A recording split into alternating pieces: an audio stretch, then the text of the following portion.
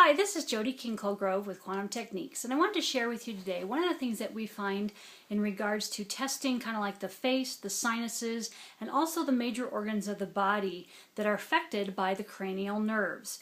And so these are all nerves that kind of end up in the face or around the head area that impact kind of the symptoms you're having or kind of different organs in the body.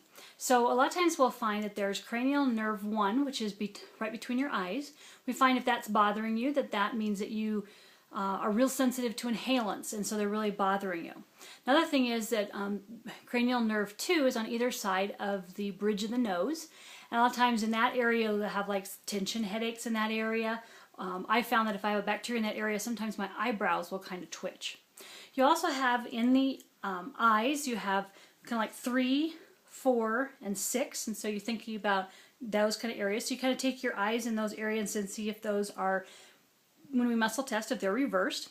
And so we'll find out if you have something there. We also have number 5, which is in your face, and then also 7, all go to all the different eyes, nose, mouth, teeth area. And so if you have any kind of facial issues that you're dealing with, like a constant drip of your nose, then that's usually one of the things that we find that we need to test and clear of a pathogen. Next is the ears. So we have 8 and 8A, which are behind the ears. And a lot of times if kids have ear issues and things like that, those are 2 areas that will clear. I also think about when clearing kids, also the tube that's behind the ear, and sometimes that can get reversed. So those are just areas to look at. Then we also have 9, which is the top of the shoulders, but sometimes are also the point for dealing with a thyroid. So if that's sore, one of the things that you can look at. Another one is 10, which is right in the back of the neck or the brain, kind of where those bony areas are, and that's cranial nerve 10. And we find that if you're having a lot of issues in your body with different organs, that's one of the, almost like a master cranial nerve that is out. And so we'll include that a lot to need to clear of a virus or a bacteria or some kind of pathogen.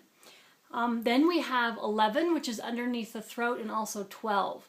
A lot of times if you're having any kind of sleep apnea in this area, we find that we need to clear those areas because they've been reversed. Or if you have any difficulty talking and things like that, that would be one of the couples to clear.